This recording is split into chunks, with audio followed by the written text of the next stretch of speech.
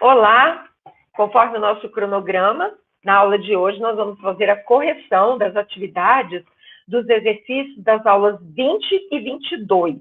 A da aula 22, inclusive, eu deixei 2 aulas no Moodle para vocês fazerem, porque são exercícios um pouco mais extensos. Então, vamos lá para a telinha minha do slide, para que nós possamos corrigir. Muitas dessas questões aqui que eu trouxe no exercício, eu já havia falado no momento em que eu fui lendo as poesias com vocês e fazendo comentários, só que agora é de forma um pouco mais sistematizada. Antes disso, eu trouxe um pedacinho, porque eu vi que na aula passada, que eu comentei sobre aquela obra de Goethe, Os Sofrimentos do Jovem Werther, alguns aí se sentiram meio interessados pelo assunto, né? Eu trouxe aqui essa cena que fala da morte de Werther.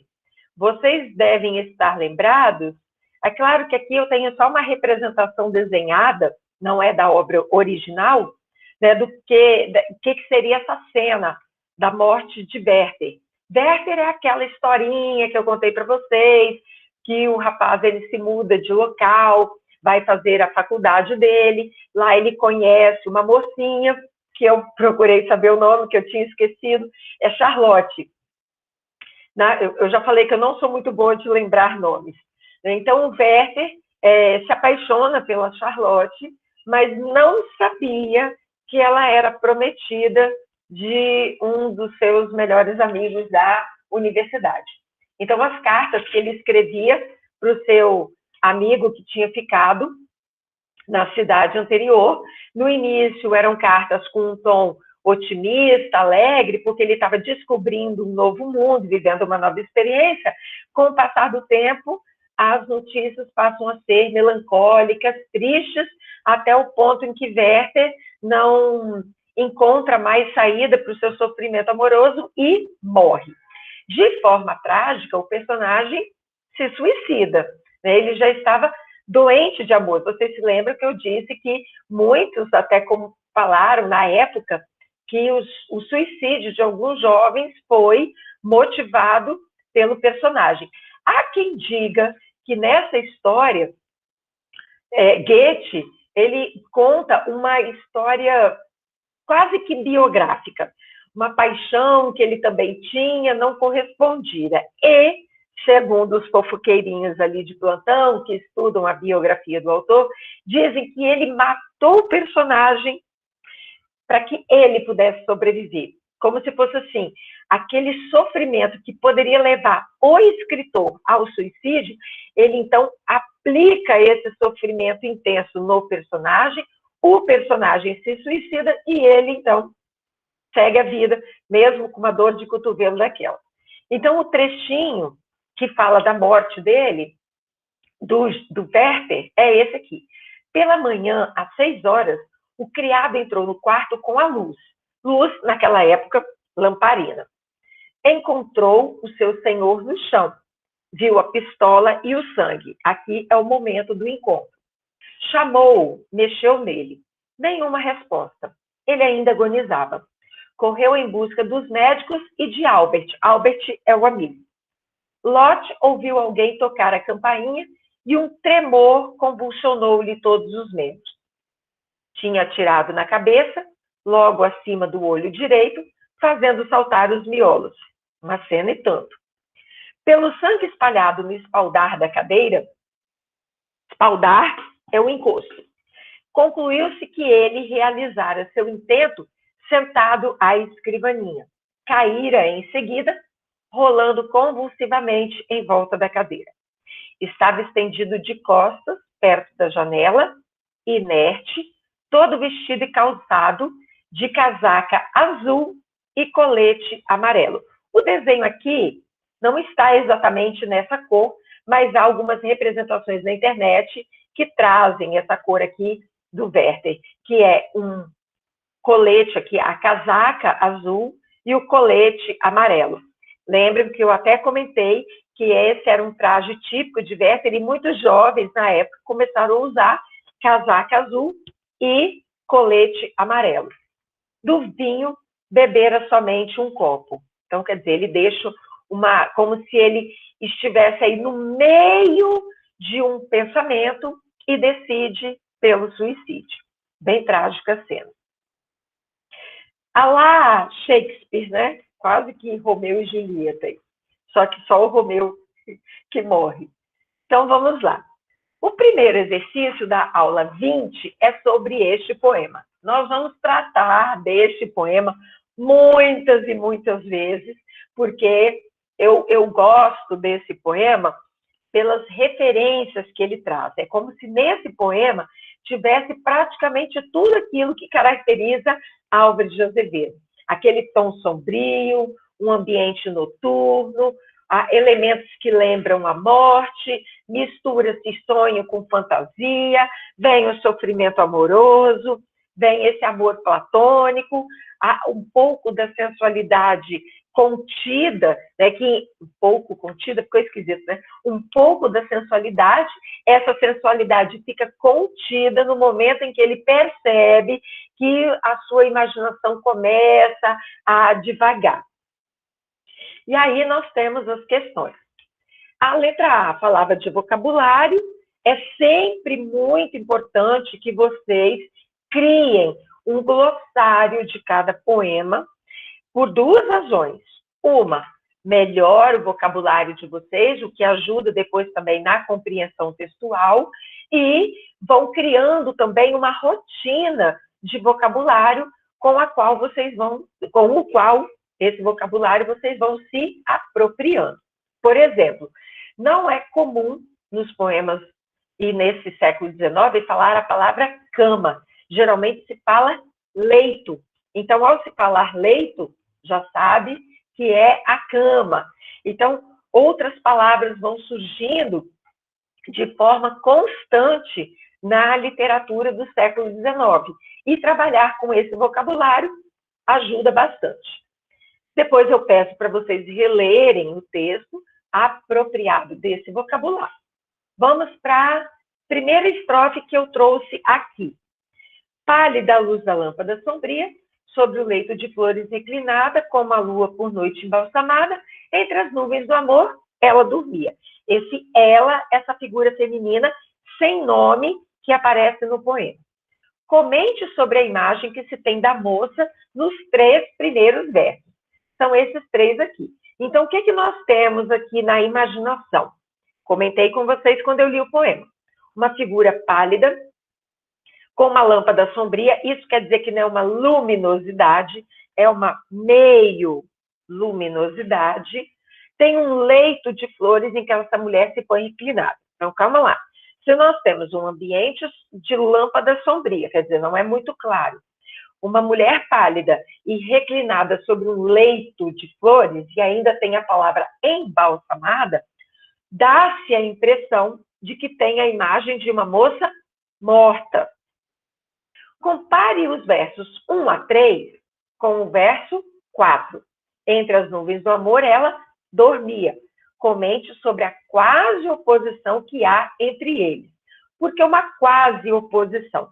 Porque aqui nos versos 1 a 3, tem-se a noção, uma imagem de que essa moça está morta. Só que ele usa depois o verbo dormir. E aí cria aquela dúvida que eu comentava com vocês em aula anterior. O dormir aí é o sono, aquele período em que nós dormimos todos os dias? Ou esse dormir é uma forma metafórica de falar da morte? Então, há uma quase oposição, porque ele fala das nuvens do amor, então ele sai desse elemento terreno de flor e vai para a nuvem, né? O que dá essa dimensão celestial, mas, ao mesmo tempo, ele usa o verbo dormir, criando aí uma dupla interpretação. A dúvida, ela ainda permanece nessa primeira estrofe. Se ela está, como eu disse anteriormente, dormindo apenas naquele momento que nós fazemos diariamente de descanso, ou se esse dormir é um sono eterno, representando aí um eufemismo da morte. Na letra D, observe as formas com que o eu lírico identifica a moça. Como que ele identifica essa moça? Ele a chama de Virgem do Mar. Então, veja bem, observe as formas com que o eu lírico identifica a moça.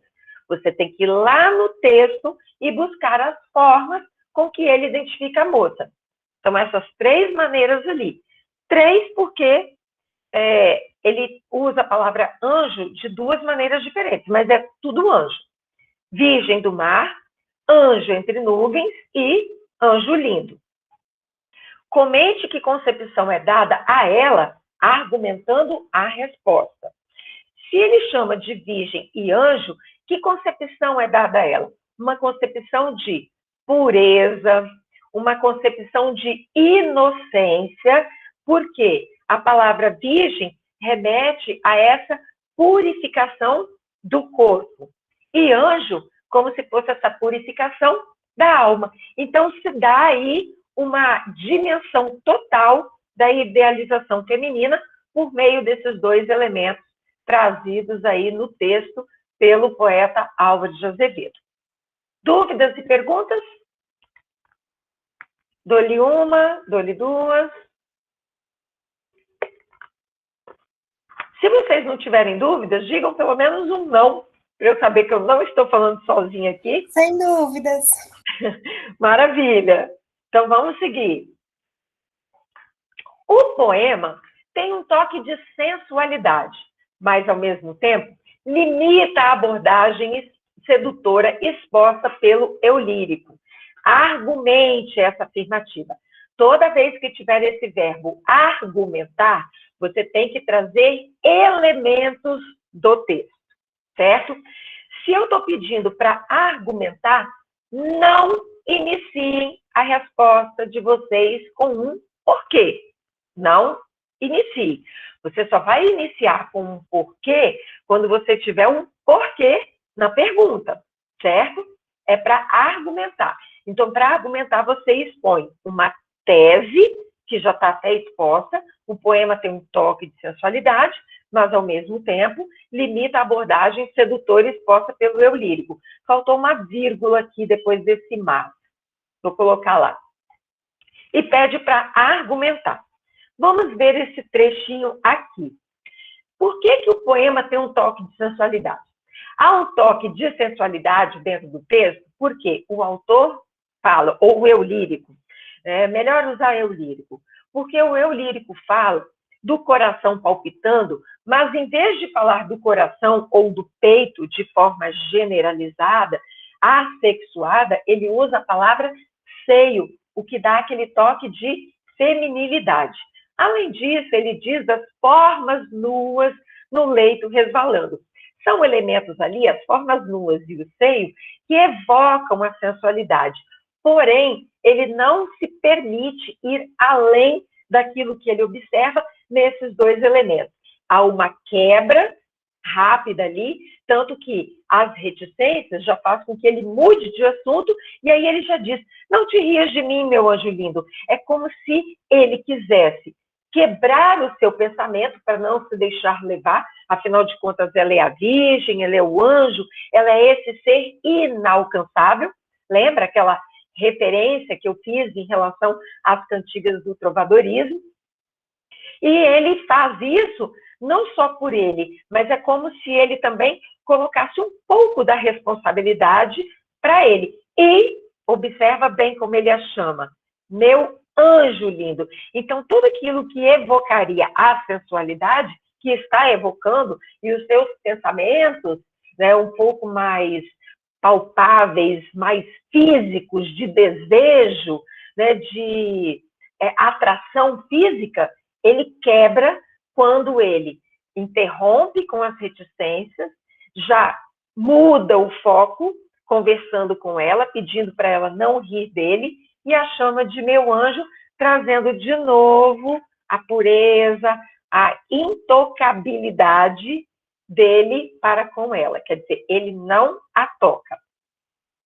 Professora, Sim?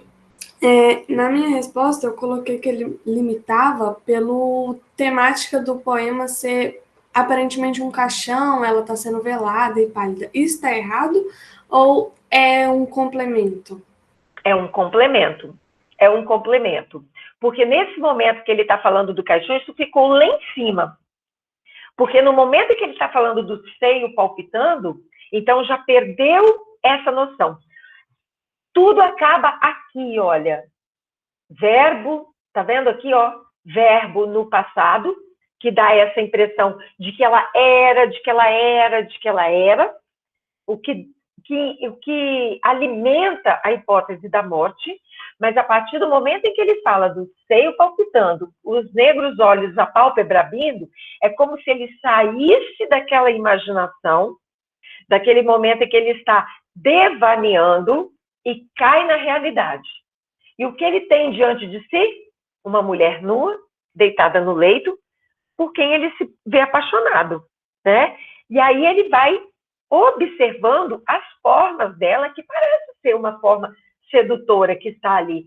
Só que no momento em que ele se começa a divagar agora, não mais naquela ideia de morte, mas nesse lado da sensualidade, até mesmo da sexualidade, ele quebra esse elemento quando ele fala: não te rias de mim, meu anjo lindo, o que volta na pureza dessa mulher. Então, ela continua lá e ele continua cá. Ele tem dois momentos de devaneio aí. Um é o devaneio dela morta. Ele imagina, será que ele está vendo um leito de flores mesmo? Talvez o lençol estampado? Talvez algum arranjo de flor que tivesse por ali? Talvez um reflexo vindo dali? Ele vê flores.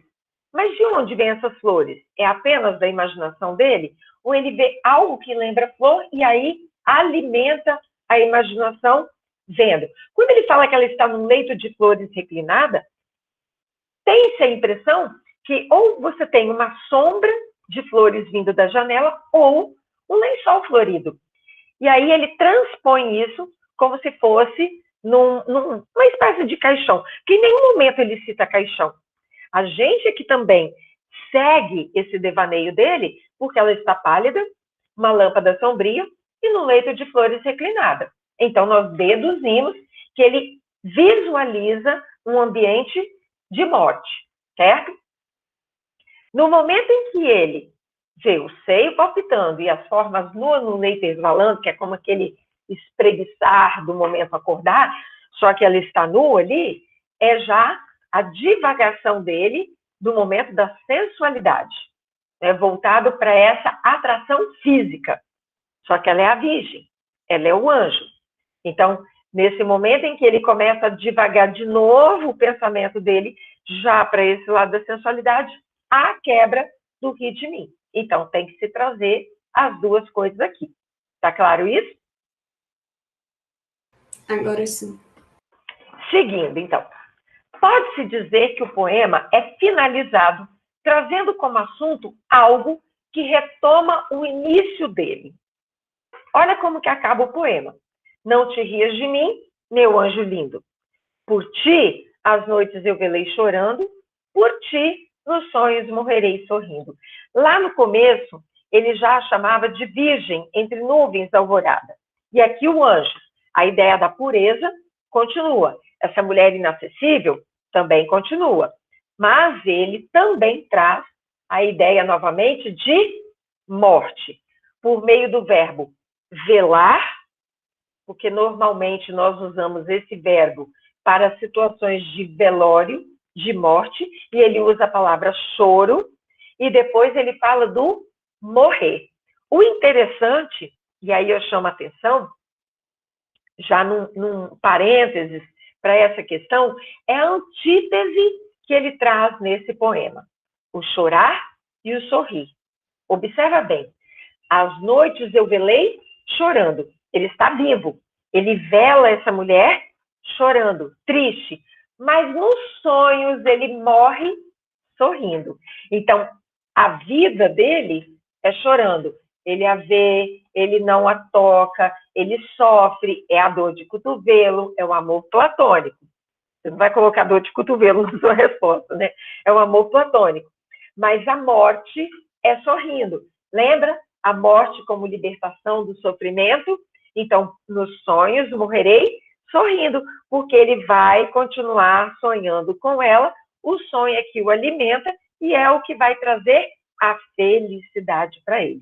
Então, vida, tristeza, morte, alegria.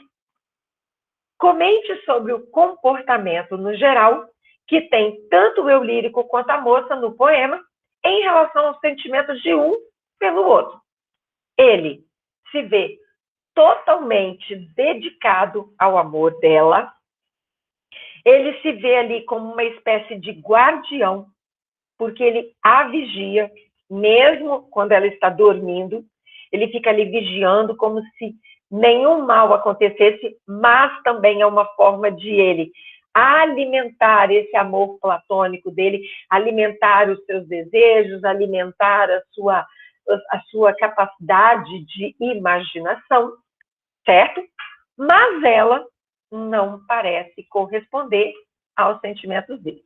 Ela parece não se importar com ele ali.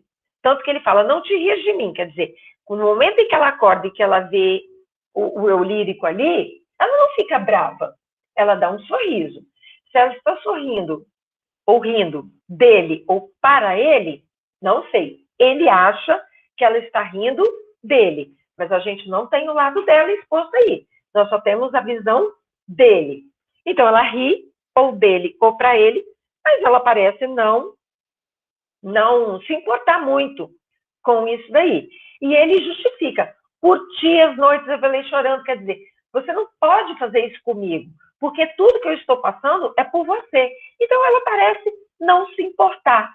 Ela não se importa nem que ele está ali presente, é como se isso fosse indiferente para ela, mas ela também parece não se importar com o sentimento. Quer dizer, ela não tem aquela mesma adoração por ele, assim como ele tem por ela. Até porque ela continua sendo a virgem, o anjo, quer dizer, a intocável. Seguindo, então, a outra questão, já na aula 22, é sobre o poema Se Eu Morresse Amanhã, que eu trouxe na aula anterior. Um tema bem sombrio. Pode-se dizer que o poema se divide em duas partes, dada a forma como o assunto é abordado. Argumente essa afirmativa. Para argumentar, você tem que trazer elementos do texto. Eu vou voltar aqui. Por que eu posso dizer que o poema tem duas partes? É um pouco daquilo que eu tratei com vocês na aula anterior. Nesse poema, na primeira estrofe, ele fala do comportamento triste da mãe e da irmã, algo negativo. Na segunda estrofe, ele fala tudo aquilo que poderia acontecer de bom no futuro dele, mas que ele também vê não acontecer em virtude da morte precoce, também negativo. Na terceira, ele fala que ele vê a natureza resplandecente, a natureza vibrante, e ele percebe que tanto amor não vai bater no peito dele se ele morre amanhã. Quer dizer, ele vai perder tudo. O amor, a natureza, a beleza, tudo também negativo. Então, essa é uma parte. A outra é aquilo que a morte também provoca perda, mas são perdas de elementos ou de aspectos negativos. A dor, a morte vai devorar, vai acabar com a sua dor no peito, vai acabar com a sua ânsia, vai acabar com o seu sofrimento. Ou seja, a morte, no fim das contas, vai trazer um saldo que não deixa de ser positivo. Então, por isso que nós temos duas partes dentro do texto. A última estrofe, que é esta aqui, se inicia com uma conjunção, mas traz uma ideia de oposição. Vocês viram essa matéria lá no 9º ano, orações coordenadas, mas calma que nós não vamos classificar a oração aqui, nós vamos ver a ideia do mas. Mas é negativo, é a ideia de oposição. Aliás, pode ser positivo também, né? Mas sempre com ideia de oposição. O que ela representa nesse contexto? Essa letra B tem a ver com a letra A. Tá? O mas é que que ela representa nesse contexto. O mas vai dar a ideia da oposição da morte. Enquanto que nas estrofes anteriores a morte traz perdas que são negativas, na última ela vai trazer perda positiva, e é o mas que vai mostrar essas duas faces da morte dentro desse poema. Segundo o poeta, a morte traria perdas, mas também um certo ganho. Vocês estão vendo que eu estou esmiuçando, porque, é tudo a mesma coisa? Não. Você responde de forma generalizada, depois você vai trazendo elementos mínimos dentro do texto. Tá? Então, neste primeiro momento, é uma ideia investigativa para você ir treinando esse olhar mais apurado, mais refinado dentro do texto. Segundo o poeta, a morte traria perdas, mas também um certo ganho. Argumente essa afirmativa. As perdas são aqueles elementos tristes que ele coloca lá no começo, que são a sua glória, a tristeza da irmã, a tristeza da mãe, e o ganho seria ele parar de sofrer. É como se a morte despertasse o sofrimento pela ausência na família dele, que é a mãe e a irmã, mas para ele a morte, ela cessa esse sofrimento. Então não deixa de ser um ganho para ele. Ele não vai ver mais a natureza, ele não vai ter glórias no seu futuro, ele não vai amar intensamente, mas ele vai deixar de sofrer, e isso para ele é o suficiente. Comente sobre o escapismo presente no poema.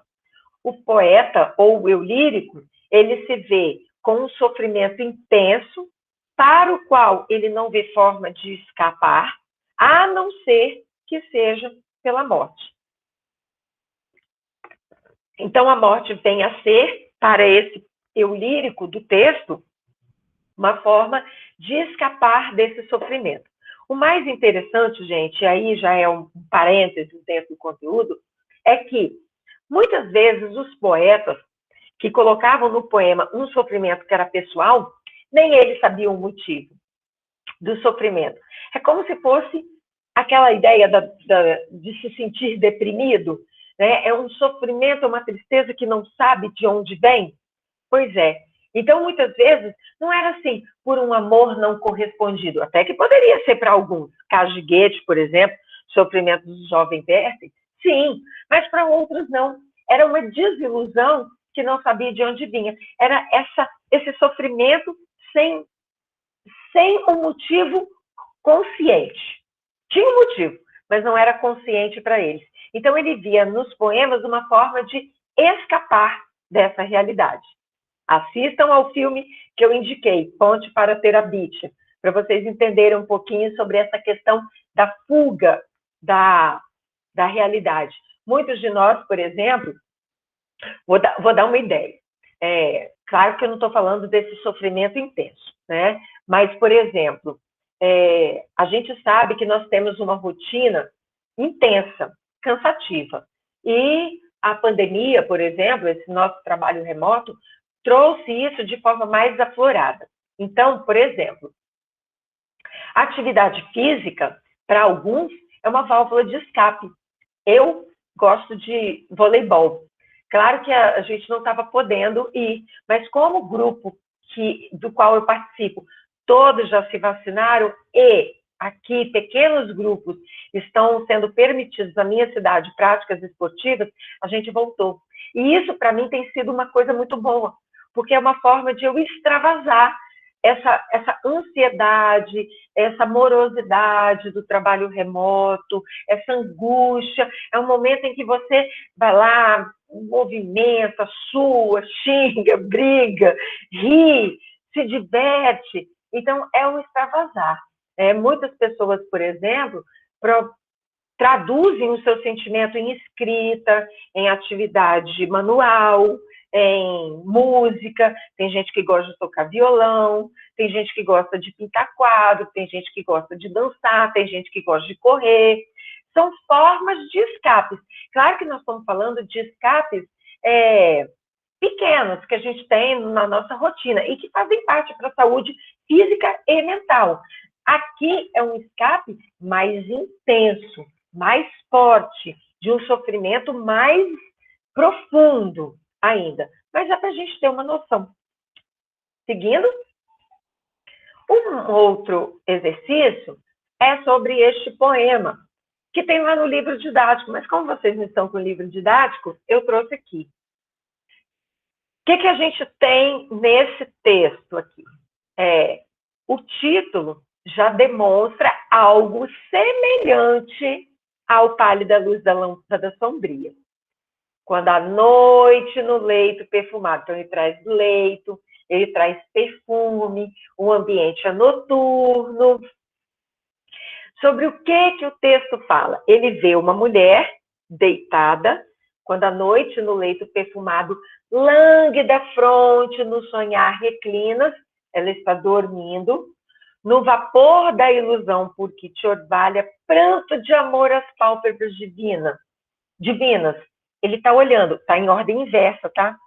No vapor da ilusão, por que te orvalha, molha, pranto de amor às pálpebras divinas. Por que pranto de amor te orvalha as pálpebras divinas? Pranto de amor, ele está chorando. Esse choro orvalha, molha as pálpebras divinas dela. Se são pálpebras divinas, dá a ideia de novo daquele ser divinal. Olha ali de novo a mulher inacessível, angelical, divinal, esse ser, essa deusa que ele vê. Então, olha só, ela está ali reclinada, parece dormindo, mas se ele fala que ela chora, ou ela chora sonhando, ou ela está sonhando sem estar dormindo. Devaneio. E quando eu te contemplo adormecida, ela está dormindo mesmo? Ou ela está de olhos fechados? Lembra que realidade e devaneio vão se misturando. E a gente não tem que ficar aqui separando o que é isso, o que é aquilo, chegar a um veredito. Afinal de contas, ele está sonhando ou ele está vendo? Ele mistura as duas realidades. E a gente tem que entrar nessa mistura. Então, e quando eu te contemplo adormecida, solto o cabelo no suave leito, ó, traz a ideia da suavidade, porque ali traz uma ideia de tensão na primeira estrofe, porque ela chora, algo nela ali está forte, então ele traz agora uma suavidade. Porque um suspiro tépido ressona e desmaia suavíssimo em teu peito, ó. Ela dá aquele suspiro, mas ele repousa suavíssimo no peito. Ela chora e suspira. Tem um sofrimento aí. Virgem do meu amor, o beijo a furto que pousa em tua face adormecida, ele a beija escondido. Não te lembra no peito os meus amores e a febre de sonhar da minha vida? Ele pergunta, quer dizer, você está sonhando aqui é por mim, não é por mim? Dorme, ó anjo de amor. No teu silêncio, o meu peito se afoga de ternura, esqueci de desligar de novo aqui, e sinto que o porvir não vale um beijo e o céu um teu suspiro de ventura. Ele vai divagando. Aí vem as questões.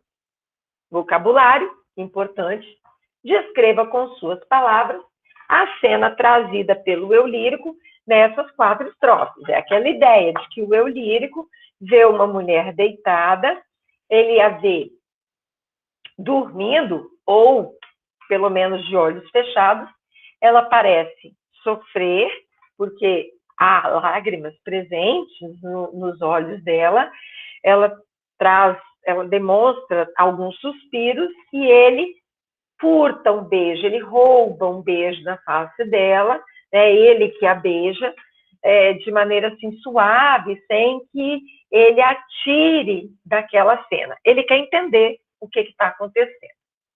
Como o eu lírico se sente diante da figura da mulher amada?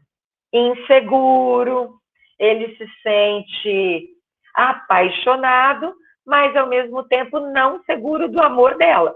Né? Ele se sente fragilizado diante da figura dessa mulher, mas ao mesmo tempo uma espécie de guardião. Que semelhanças se percebem entre esse poema e o trazido na aula 17, tem atividade da página 20, Pálida luz da lâmpada sombria. Observe os vários aspectos, como o cenário, a cena, a figura feminina, o eu lírico, o vocabulário. Tem um olhar minucioso. Eu fiz uma listinha aqui, né, para poder ajudar vocês. Então, por exemplo, nós temos palavras que são trazidas em ambos os poemas, né? Que palavras são essas? Ele fala da palavra leito, ele usa a palavra pálpebras, ele usa a palavra virgem, ele usa a palavra anjo, que não deixam de ser também formas com as quais ele se refere à amada, que é uma outra semelhança. Há uma semelhança de cenário, porque é um leito e uma mulher reclinada nesse leito. Em um, ele diz que é um leito de flores. No outro, ele fala que é um leito perfumado, que não deixa de ser aí uma espécie de aproximação. Flores e perfumado. Tudo se passa no quarto dela, né, dessa mulher, e à noite. Então, nós temos aí elementos semelhantes de lugar e tempo no cenário. Ela está reclinada. Só um instantinho, gente, porque eu estou sozinha em casa, então vou ter que atender aqui.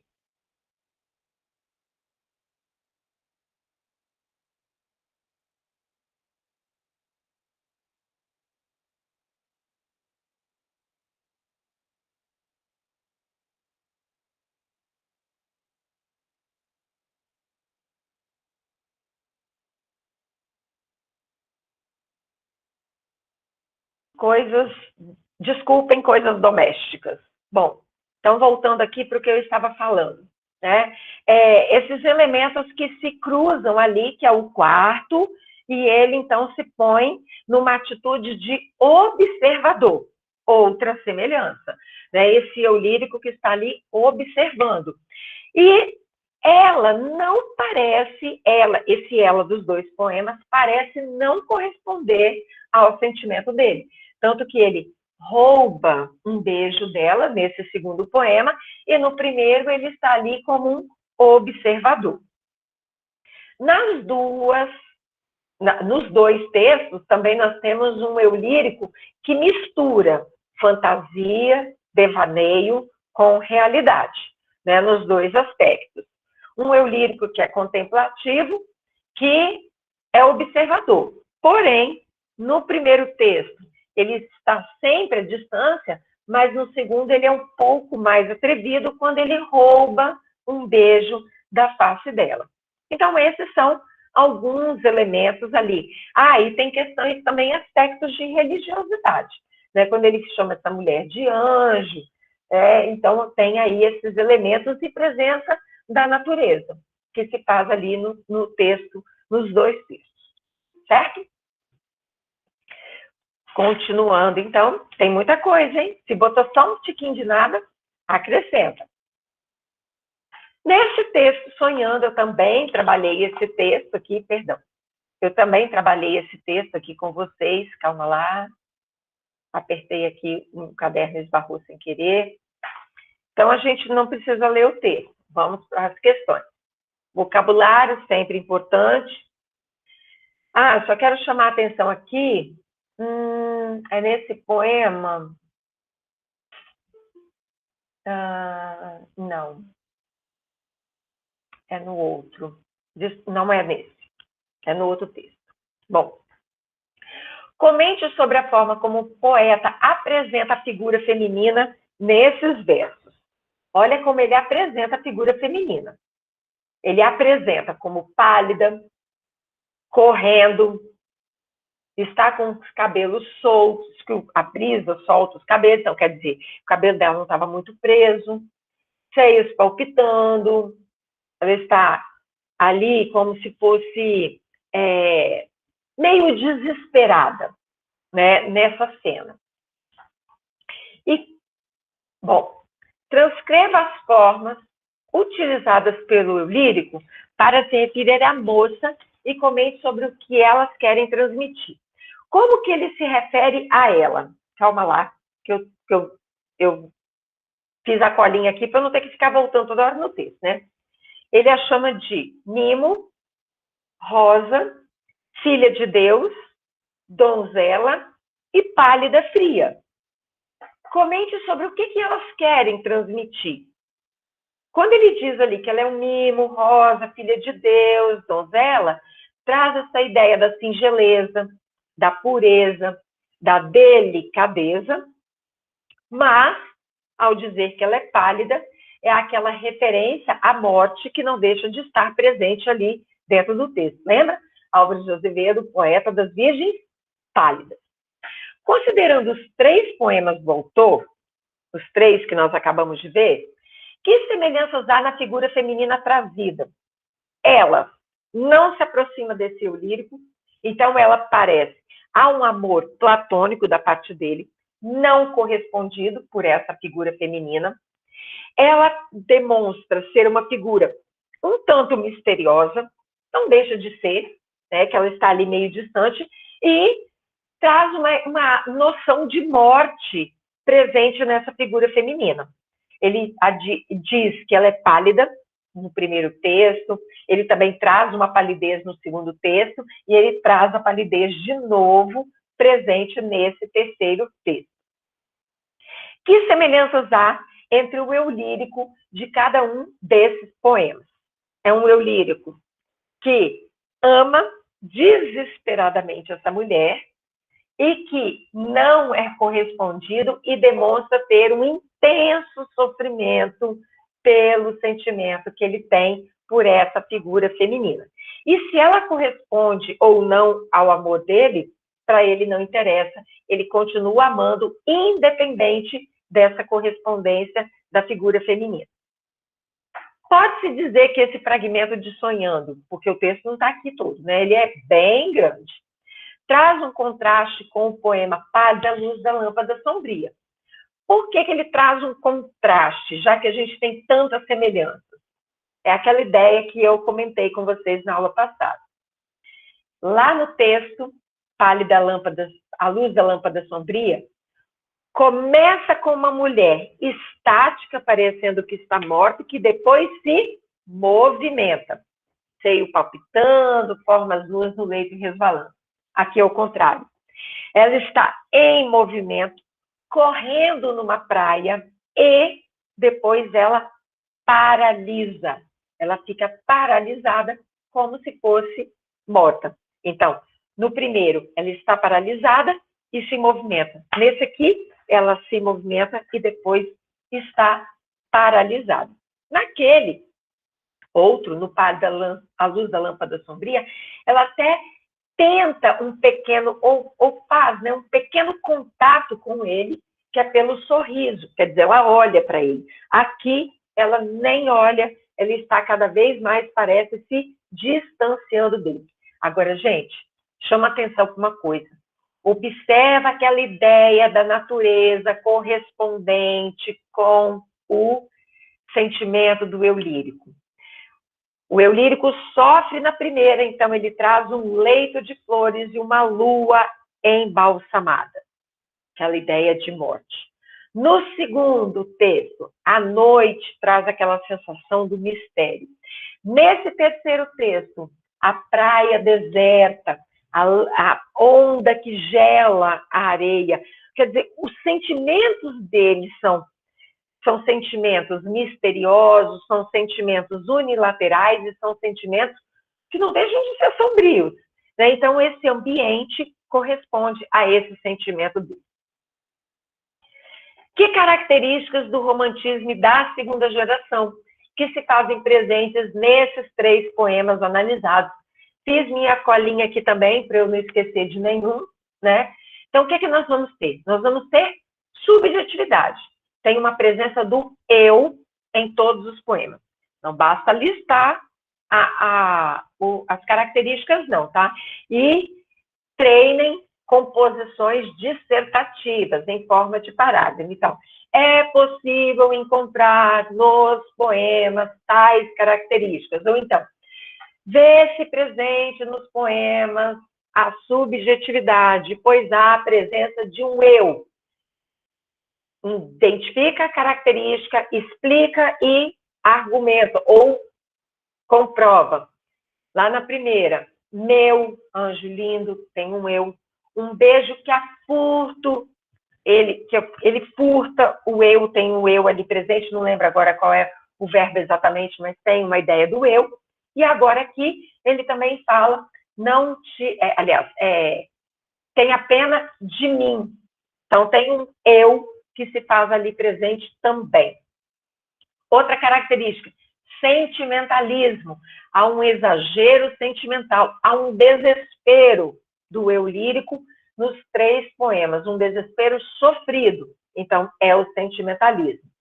Há uma religiosidade presente, porque em todas elas ele faz referência a seres celestiais ou que se associam à religião, o anjo, divinal. Idealização feminina, essa mulher é um ser perfeito para ele e inalcançável. Então, essa inacessibilidade feminina é algo muito presente, principalmente na segunda geração, que é característica aí do romantismo, mas também dessa segunda geração.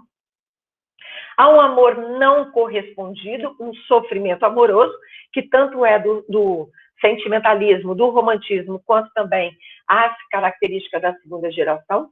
O que eu havia dito ainda há pouco, uma natureza correspondente, porque é uma natureza que lembra elementos de morte, que lembra solidão, são elementos ali, né? É um cenário sempre sombrio, deserto, ele está sozinho. E a idealização amorosa, né? Ele acha que tudo dele, toda a alegria, o seu viver alegre está condicionado ao amor que deveria ser correspondido, mas que ele tem plena consciência de que não vai ser correspondido. Nem por isso ele deixa de clamar pela correspondência amorosa e não deixa de amar a mulher. Considerando esses 4 poemas analisados de Álvares de Azevedo, que perfil podemos traçar em relação à escrita desse poeta? É a confirmação das características de Álvares de Azevedo. Um poeta de versos pessimistas, tristes, de solidão, de desesperança, de um amores não correspondidos e extremamente sonhador. Basicamente, essas características aí. Seguindo, tinha trazido aqui, né, as características, todas aquelas presentes na religiosidade, aliás, na segunda geração, estão ali presentes naqueles poemas. E agora, mudando um pouco essa vertente, mas não deixando de ser um amor não correspondido, lembra que eu falei que Álvares de Azevedo é um poeta de faces duplas. Gente, eu vou estender um pouquinho a aula até meio-dia hoje, certo? Então vai dar 1 hora de aula. O título já é desesperador, né? Ela, como se fosse assim, lá ela. Então ele vê essa mulher, ele murmura, eu tenho que ler isso aqui com vocês. Murmurei tremendo e o eco ao longe, é ela, como se ele estivesse gritando numa espécie de um vale. Eu a vi, minha fada aérea e pura, a minha lavadeira na janela. É uma mulher que lava roupas. Aí vem a primeira questão. Que concepção romântica da mulher os 3 primeiros versos do poema apresentam? Olha, é a minha fada aérea e pura. É esse ser divinal, é esse ser inalcançável, é esse ser perfeito. Então, essa é a concepção romântica que os 3 primeiros versos apresentam. Por que o 4º verso quebra a expectativa do leitor? Porque aí ele diz que é a minha lavadeira na janela. Quando fala assim, a minha fada era pura, você pensa basicamente nessa figura aqui, ó. Essa mulher toda arrumadinha, bonitinha, cheia de frufru, de seda, de flor, e de repente ele a coloca como uma lavadeira. Dessas águas furtadas onde eu moro, um ambiente. Eu a vejo estendendo no telhado, uma espécie de terraço, os vestidos de chita. Chita são aqueles tecidos estampados, com estampa bem grande, bem forte. Quer dizer, quebra totalmente aquela ideia do romantismo, da suavidade. As saias brancas, quer dizer, ela está lavando e está pendurando. Eu a vejo e suspiro enamorado. É aquela cena antirromântica. Esta noite, eu ousei mais atrevido. Nas telhas que estalavam nos meus passos, ir espiar seu venturoso sono. Ó, aquele eu lírico observador daqueles outros poemas, só que agora com uma outra pegada. Vê-la mais bela de Morfeu nos braços. Quando você fala assim, dormir nos braços de Morfeu, é uma referência aqui à mitologia. E olha que é uma queda, hein? Porque romantismo é religiosidade. Quando fala de religiosidade, Deus, céu, anjo, e aí ele traz um pouco disso. É porque tem uma história, né, de Morfeu na mitologia grega, quando uma pessoa tem um sono de bastante descanso, ele dormiu nos braços de Morfeu. Quer dizer que Morfeu o embalou e deu aquele sono de recuperar todas as energias. Como dormia, que profundo sono. Tinha na mão o ferro do engomado, ferro de passar roupa. Como roncava, maviosa e pura. Gente, quebra totalmente essa cena. Eu estou vendo que tinha mais um verso ali, eu acho, né? Não sei. Afastei a janela, entrei medroso. Gente, olha a cena, hein?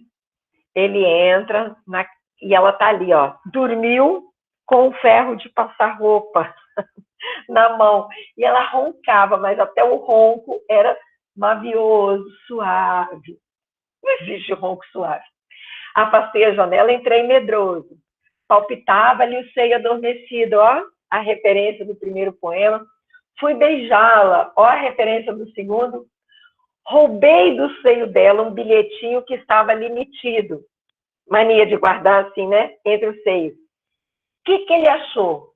De certo, pensei, é doce página onde a alma derramou gentis amores. São versos dela que amanhã de certo ela me enviará cheios de flores. Ele achou que ela havia escrito um poema para ele e que no dia seguinte ia enviar. Trem de febre, venturosa folha, ele está ali ansioso que pousasse contigo neste seio. Como Otelo beijando a sua esposa. Otelo é um personagem apaixonadíssimo de Shakespeare, apaixonado pela Desdémona. Eu beijei-a a tremer de devaneio. Ó, ele beija ali, rouba um beijo escondido. É ela, repeti tremendo. Mas cantou nesse instante uma coruja. Abri-cioso a página secreta. Como se vamos trazer para a realidade. O canto da coruja traz para a realidade. Max Werther, ó, a referência à obra de Goethe, morreu por Carlota. Charlotte, na tradução para português, é Carlota. Dando pão com manteiga às criancinhas, se achou assim mais bela, eu mais te adoro, sonhando te lavar as camisinhas. Mas, gente, eu estou vendo que eu comi aqui um verso. Quando ele fala assim, abri-cioso a página secreta, era um rol de roupas, quer dizer, era uma lista de roupa suja. Ele achava que aquele verso ali, aquele papelzinho, tinha um poeminha de amor, só que naquilo que eu formatei sumiu aqui, tá? O verso, quando ele descobre, não são versos amorosos, é uma lista de roupa suja. Bom, então vamos lá, quebra, né? Porque é a lavadeira na janela. Na terceira quadra, é esta daqui, o eu lírico realiza outra ação típica dos poemas românticos. Em seguida, na quarta quadra, rompe novamente a concepção romântica. Ó, esta noite eu ousei mais atrevido, nas telhas que estalavam nos meus pés. É igual aquelas serenatas, ou então escalando aquelas escadinhas para ir lá na parte de cima, encontrar a mulher amada. ir espiar seu venturoso sono, vê-la mais bela de Morfeu nos braços, está nos braços de Morfeu, ali dormindo, é toda a inspiração romântica, até que, qual é a quebra da concepção? Ela ronca e com o ferro de passar roupa trazido na mão. Ou aqui junto ou do lado, né? Ela estava tão cansada que estava ali. Quase caí na rua desmaiado.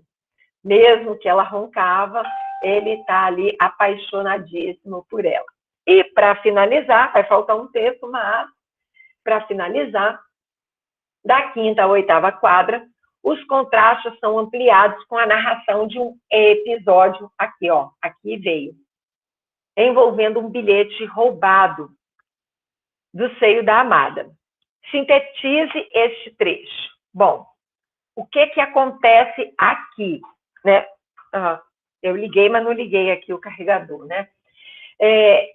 Tem-se ali uma expectativa de que o bilhetinho que ele tira de entre os seios dela são versinhos de amor, mas no momento em que ele abre, é uma lista de roupa suja, quebrando completamente a expectativa.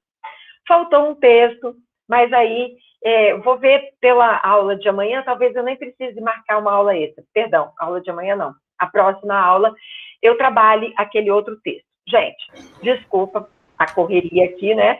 Mas era para poder dar tempo. Se quiserem me fazer alguma pergunta, ok? Eu quero, nessa letra D e na letra E, eu posso falar que quando ele rompe essa ideia da concepção romântica, pode ser a fantasia, a realidade? Tipo, ele fantasia uma mulher... Pode. Ah, entendi. É que eu coloquei isso na minha resposta, eu só queria saber se estava certo. Perfeito. É aquele devaneio. Ele não está o tempo todo imaginando. Então, tem hora que elementos da realidade quebram essa expectativa dele. Perfeito. Algo mais?